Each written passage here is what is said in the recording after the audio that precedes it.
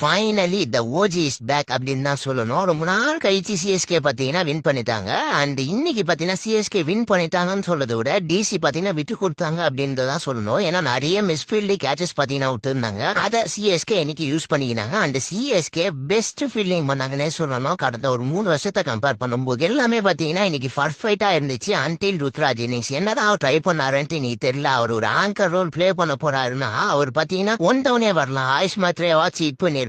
Power play இன்னுமே கேட்கறது பண்ணியிருக்கலாம். பட் அது ஒரு பண்ண தவறிட்டாங்களோ எனக்கு தோணுது. அடுத்த மேட்ச் கண்டிப்பா பார்த்தீங்கன்னா ருத்ராஜ் அடிக்க போயே தெரியணும். அவர் அகைன் ஆங்கர் ரோல் தான் பிளே பண்ணணும்னா அவர் கண்டிப்பா ஒன் டவுன்ல தான் வரணும். ஸோ மிச்சப்படி பார்த்தீங்கன்னா எல்லாமே பர்ஃபெக்டா இருந்துச்சு. சஞ்சுவோட நாக்கா இருக்கட்டும், ஆயுஷ் மெட்ரோட நாக்கா இருக்கட்டும், அன்டில் பவுலிங் பார்த்தீங்கன்னா நீ சூப்பரா இருந்துச்சு. கலையில் அகமது தவிர ஃபர்ஸ்ட் 4 ஓவர் லைட்டா அப்படி போச்சு. அதுக்கப்புறம் பார்த்தீங்கன்னா கம்பேக் கொடுத்துட்டாங்கன்னு சொல்லணும். இன்னைக்கு டிசி வந்து தோத்ததுக்கு ஒரு மெயின் ரீசன் என்ன, அக்ஷய் பட்டேல் தான் சொன்னோம். அவர் மட்டும் ருத்ராஜ் விக்கெட் எடுக்கலாம். ருத்ராஜ் ஒரு மாசான 40 பால் 50 அடிச்சிருப்பாரு. ஸோ நம்மளும் தோத்துருக்கோம். என்னதான் இது வன்மத்தை கக்கற மாரி இருந்தாலும் உண்மை அதுதான்.